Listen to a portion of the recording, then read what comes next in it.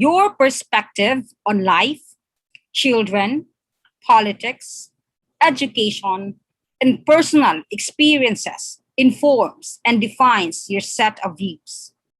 This set of beliefs or personal philosophy influences how you live, work, and interact with others, even if you aren't aware of it. Thus, your thoughts directly affect both your teaching and learning processes. This particular lesson will explore the various philosophical views that influence the teaching profession. A teacher is considered the precursor of the philosophy of a nation. He is the philosophy engineer for the pupils under his or her supervision. A teacher is believed to have a critical part in forming and molding a student's character and personality, and their ideals, habits, manners, tastes, and ways of life. As a result, the teacher must have a consistent and coherent philosophy that corresponds to the country's philosophy to which he or she belongs. Gentle made the observation: the belief that men may continue to educate without concerning themselves with philosophy means a failure to understand the precise nature of education. The process of education cannot go on the right lines without the help of philosophy. Since philosophy speaks the language of analysis and reason, there is hardly any problem of education which is difficult to solve by the teacher who possesses the clear lights of philosophy. It is felt that a basic understanding of philosophical views or themes on the part of all teachers regarding ancient and contemporary intelligent systems of thought will enable them to formulate their own philosophy and beliefs, help them to understand the problematic situations in the classroom, discipline, underachievement of students, and many such other problems, and ultimately enable them to determine how they will handle these problems. Early teacher education classes frequently separated the concept of philosophy into separate schools. Philosophy has been taught in the theoretical realm rather than the practical sense, meaning that the ideas were placed before the teachers without the scaffolding to create a bridge into the classroom. The teachers, as students, were given a body of thought and expected to translate that into lessons for their own students. Once you have the idea, how do you apply it to teaching? What exactly are education philosophy? According to Thelma Robertson 2000, most prospective teachers confuse their beliefs with the ideas of teaching. Education philosophies then are not what you want to do in class to aid learning, but why you do them and how they work. For example, Robertson's students state that they want to use cooperative learning techniques in their classroom. The question posed is, why is cooperative learning a true philosophy, or is it something you do in the classroom because of your belief about the way students learn? Philosophies need to translate ideas into action. If you want to use certain techniques, then you need to understand how they are effective in the classroom to create that portion of your education philosophy. It helps to have an overview of the various schools out there. Philosophy has existed from the dawn of time. Its range of topics is as broad as human experience. On account of it being an old subject with a wide gamut, it has been regarded by Francis Bacon, a great English philosopher, as the great mother of the sciences. Philosophy is so deeply diffused into the wholeness of human life that Aristotle remarked, everyone follows a philosophy, whether he is aware of it or not. Human, being primitive or civilized, educated or uneducated, plodding or brilliant, cannot escape from philosophy. Aldous Huxley, in his book Ends and Means, has remarked, every human being has a philosophy of his own, good or bad, high or low, purely individual or common with others.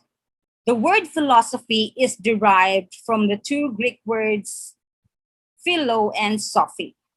The first word philo means love, and the second word sophy means wisdom. Literally, then, philosophy means love of wisdom. That is according to Powers, 1982.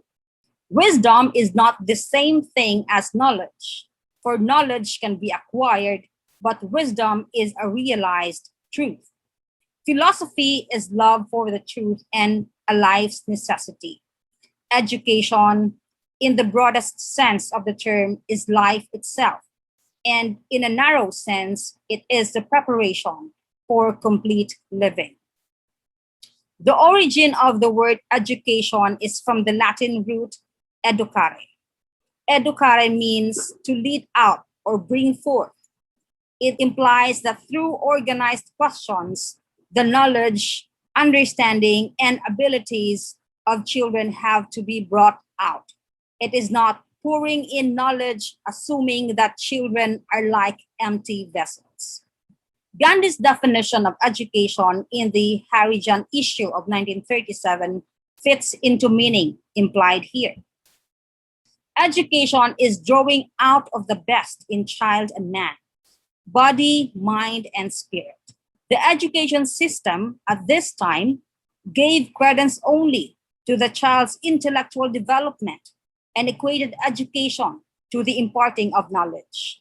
That is why Gandhi desired the body and spirit to be drawn out along with that of the mind. Philosophers are continuously asking themselves, who are we? Does a higher existence determine our world? What is the connection between humans and nature?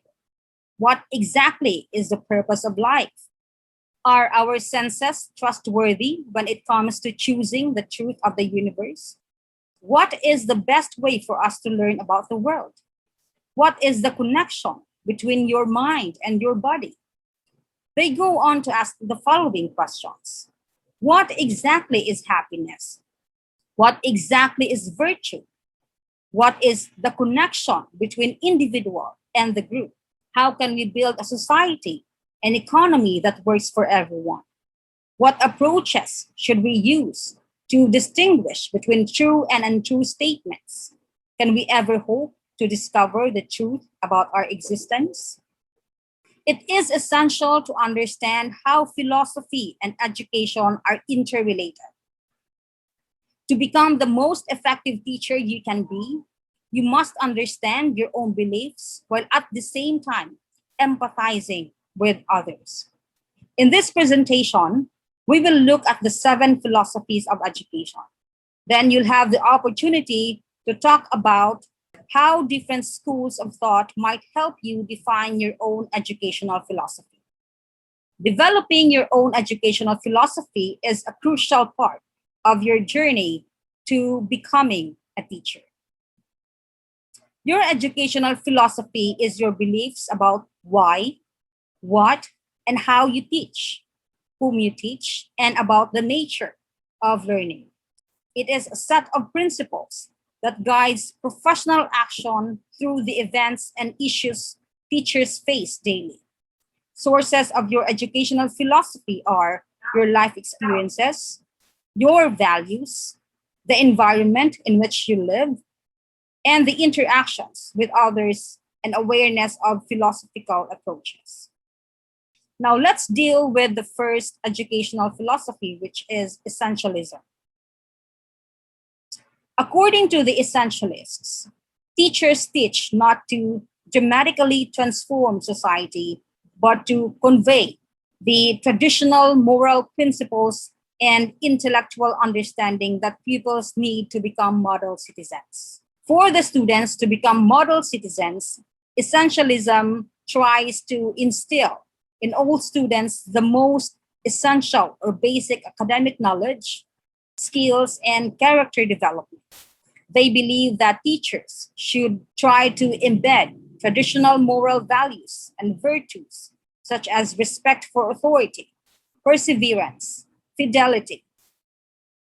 They believe that teachers should try to embed traditional moral values and virtues, such as respect for authority, perseverance, fidelity to duty, consideration for others, practicality, and intellectual knowledge. Academically, essentialist curricula are rigorous or rigid. The emphasis is on academic content for pupils to master the basic skills or the fundamental arts. These are reading, writing, arithmetic, and proper conduct, as these are necessary for the development of higher or more complicated abilities required for adult life preparation.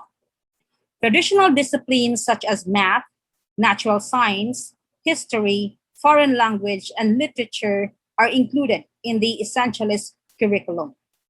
Essentialists frown upon vocational courses or other courses with watered down academic content. The teachers and administrators decide what is most important for the students to learn and place a little emphasis on students' interests, particularly when they divert time and attention from the academic curriculum. How to teach? Essentialist educators place a premium on mastery of subject matter. They are expected to be intellectual and moral models of their students. They are seen as fountains of information and as paragons of virtue, if ever there is such a person. Teachers rely primarily on prescribed textbooks, the drill method, and other approaches that will allow them to cover as much educational content as possible, such as the lecture method with mastery of academic information as the primary goal. As a result, memorization and discipline are highly valued. Essentialism is not the same as what Dewey wants to see in classrooms. In this arrangement, students would sit in rows and be taught in large groups. By sitting at their desk and listening to the teacher, the kids would learn passively. An example of essentialism would be lecture-based introduction classes taught at universities. In a classroom with over 100 students, pupils sit and take notes. Then they take introductory level courses to introduce them to the content. After completing this course, they will take the next level course and apply what they have learned previously. English 101 and 102 are specific examples of essentialism. And then we have progressivism. Progressivist teachers teach to develop learners into becoming enlightened and intelligent citizens of a democratic country. Progressivist teachers teach to develop learners into becoming enlightened and intelligent citizens of a democratic country. This group of teachers teaches learners so they fully live now and not to prepare them for adult life. Progressivist teachers teach to develop learners into becoming enlightened and intelligent citizens of a democratic society. This group of teachers teaches learners so they live fully now, not to prepare them for their adult life. One of the tenets of progressivism was that the school should improve the way of life of our citizens through experiencing freedom and democracy in schools. Shared decision making, planning of teachers with students, student selected topics are all aspects. Books are tools rather than authority. Individuality, growth, and change, according to progressivists, are essential components of education. They base their curricula on students' needs, experiences, interests, and talents, believing that people learn best from what they find most relevant to their life. Progressivist teachers aim to make school entertaining and beneficial by creating classes that pique students' attention. Focusing on the entire child is a philosophy that revolves around the needs of students including educating them to be good citizens and good learners. Progressivists think that rather than focusing on the curriculum or the teacher, education should focus on the complete child.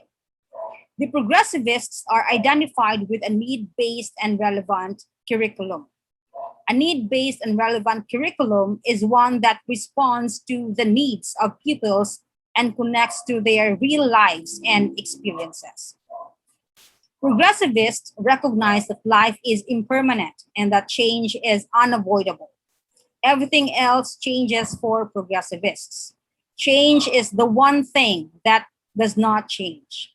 As a result, progressivist teachers place a greater emphasis on teaching children how to cope with change.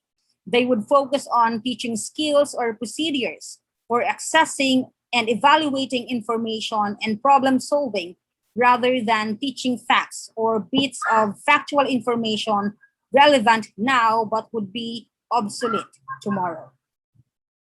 The natural and social sciences are the subjects that progressivist schools highlight. Teachers expose students to a wide range of scientific, technological, and social breakthroughs, reflecting the progressivist notion that change and progress are vital. Furthermore, pupils deal with problems in the classroom in the same way they would outside of school. Experiential methods are used by progressivist teachers. They feel that doing is the best way to learn. Book learning, according to John Dewey, the most famous proponent of progressivism, is no substitute for genuine experiences.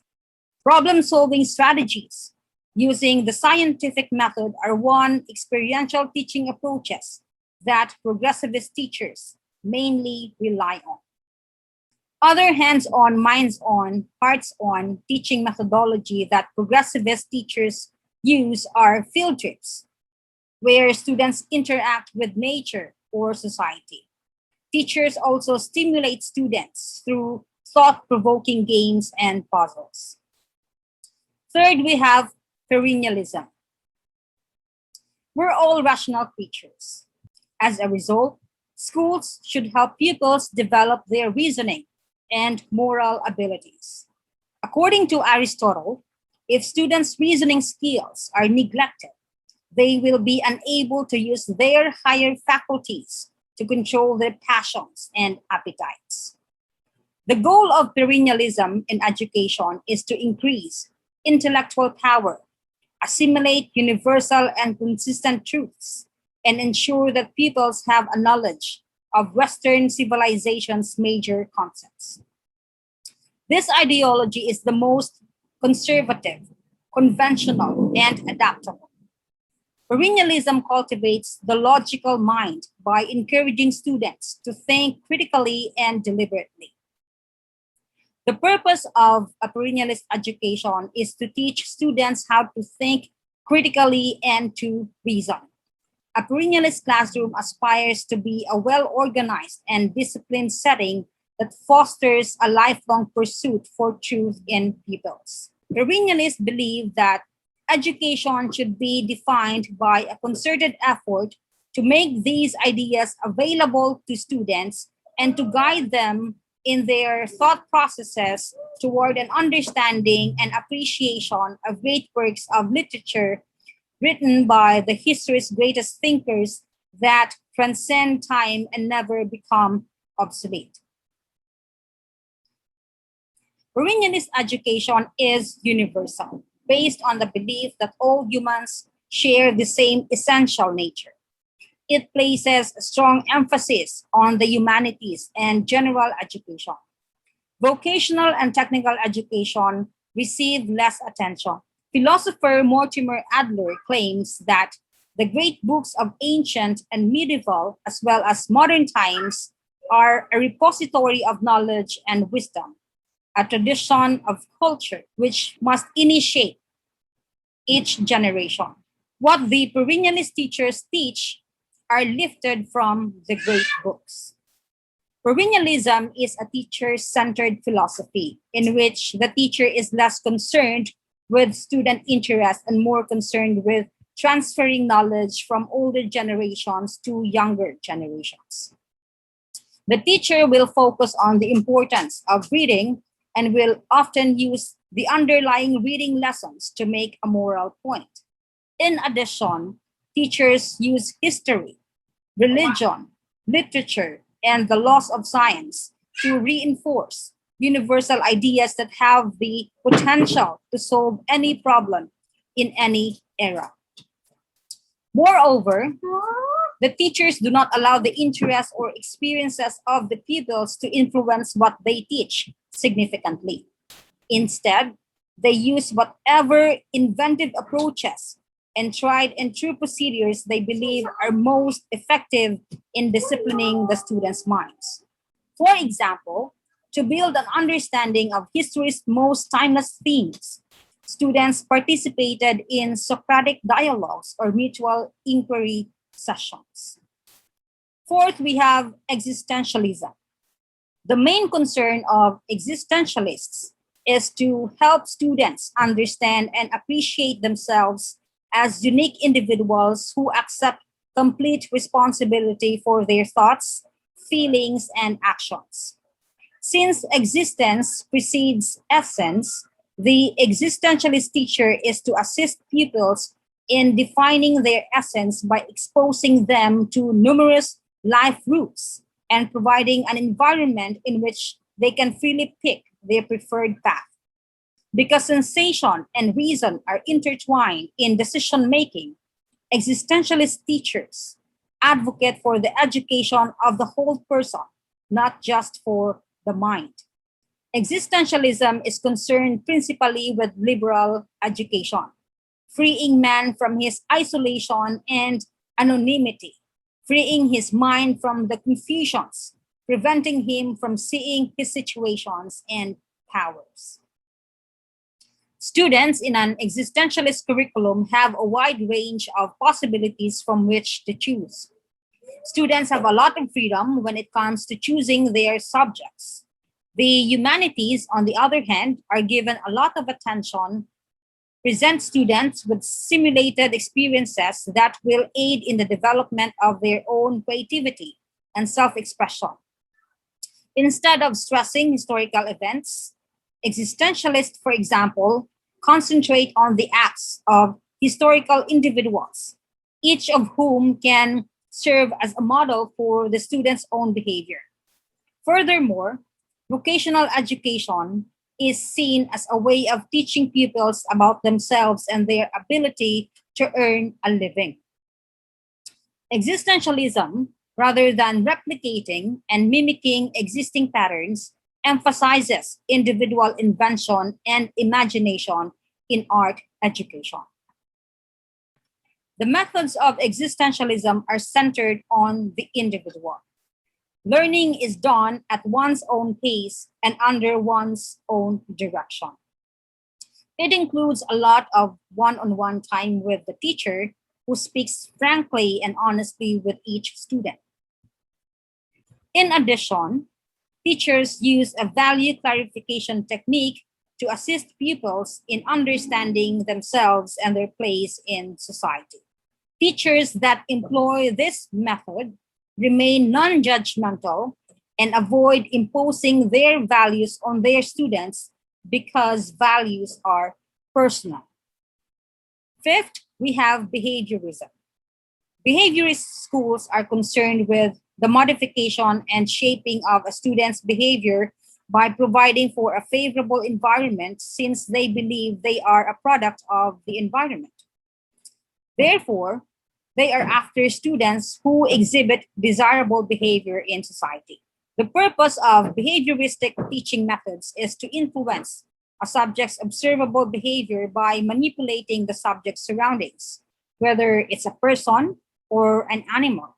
Learning is defined wholly by this change in the subject's observable behavior according to behaviorists.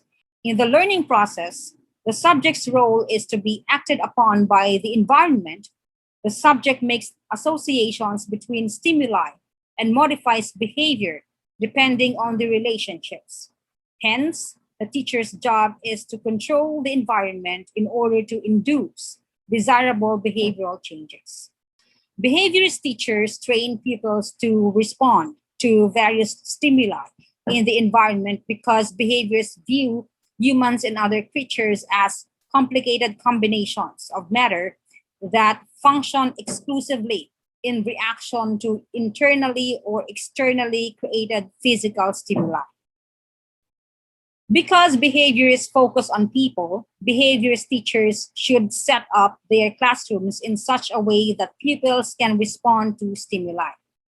To elicit the intended response from the learners, physical elements such as light, the temperature, furniture, layout, size, and quantity of visual aids must be managed. Teachers ought to make the stimuli clear and interesting to capture and hold the learner's attention. They ought to provide appropriate incentives to reinforce positive responses and weaken or eliminate negative ones. Sixth, we have linguistic philosophy. To develop the learner's communication skills, because the ability to articulate, to voice out the meaning and values of things that one obtains from his or her experience of life and the world is the very essence of man. It is through his or her ability to express himself or herself clearly, to get his or her ideas across, to make known to others the values that he or she has imbibed, the beauty that he or she has seen, the ugliness that he or she rejects, and the truth that he or she has discovered. Therefore, teachers teach to develop in the learner the skills to send the message clearly and receive messages correctly. Learners should be taught how to communicate clearly, both in terms of sending clear, succinct communications and receiving and accurately understanding those communications. There are three types of communication. We have verbal, non-verbal, and paraverbal. The verbal component pertains to the content of our communication, as well as the words we choose and arrange. This can be done orally or in writing. The non-verbal component refers to the message we give through our body language, whereas the paraverbal component refers to the tone, tempo, and volume with which we speak what we say.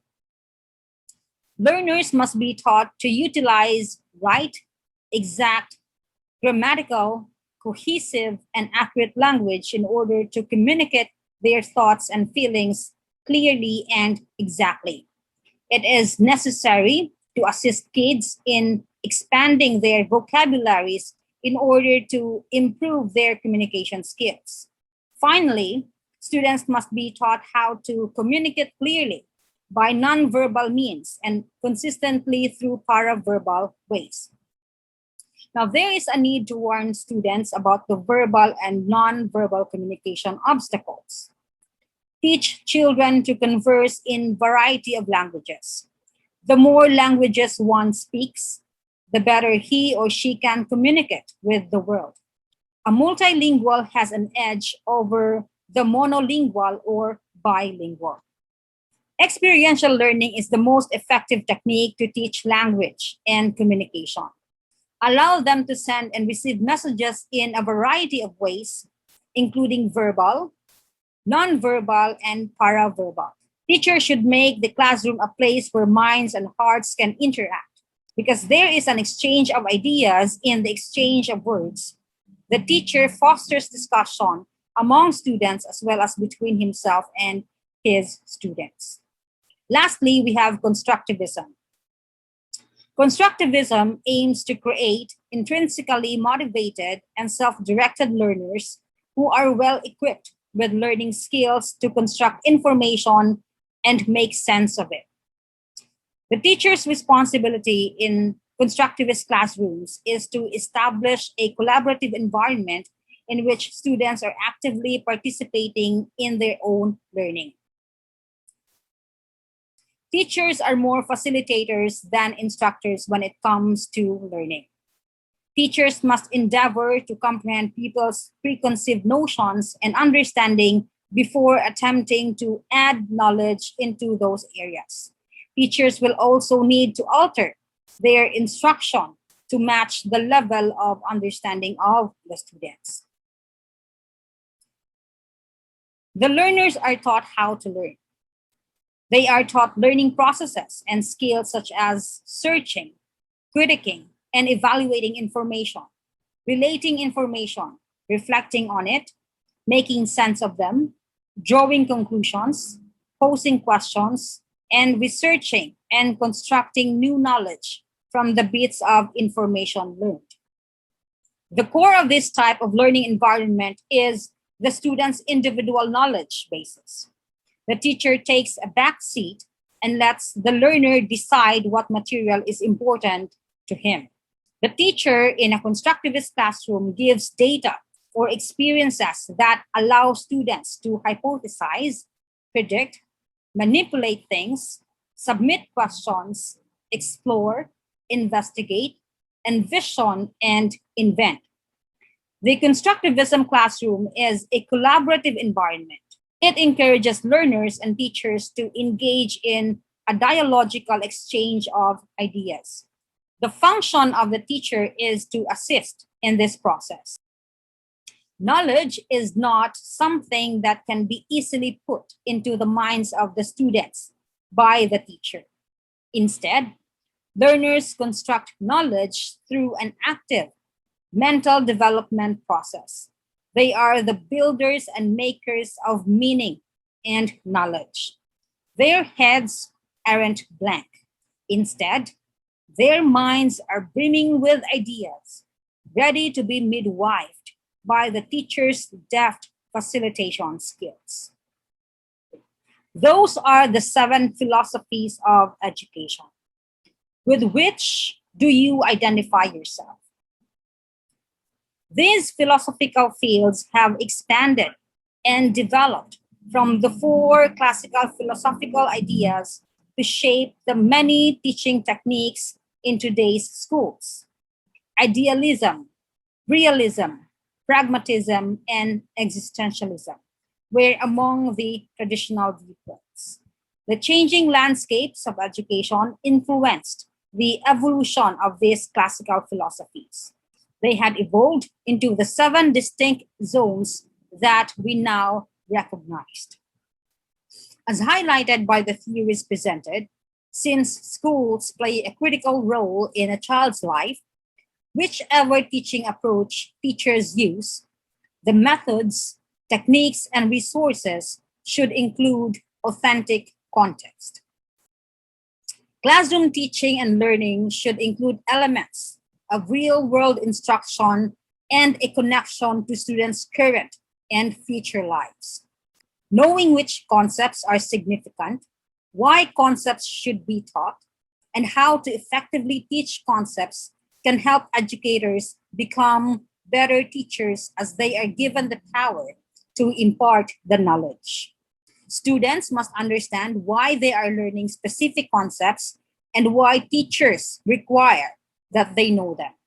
Because learning is about much more than gaining knowledge. It is critical for kids to understand that the topics they are learning will be useful in the future. While on the job, students may be asked to solve problem, write a letter, use technology, or calculate figures. At social outings, students may be asked to share their opinions on politics, support their position on a controversial issue, or critique a work of art. As skills and strategies are needed to meet the demands of the 21st century, it is important that students either match or go above and beyond what other countries around the world are doing, or may have already succeeded at accomplishing. What will drive politics, business, and the economy is what students should be rooted in at school. Working in groups, collaborating, exchanging ideas, and sharing knowledge and experiences. Although the theorists discussed may hold different views on their philosophies of education, theorists are similar in their belief that students should interact, form relationships, and communicate. Although education has progressed from one theory to the next, traces of theorists' philosophies can still be found. In addition, many classrooms now have elements of theorists' techniques, including group work, hands-on activities, and discussion. In the words of J.W. Apps, a working philosophy is never completely developed. The ultimate working philosophy never reached. We're always moving toward, hopefully, a more complete and thus more useful working philosophy.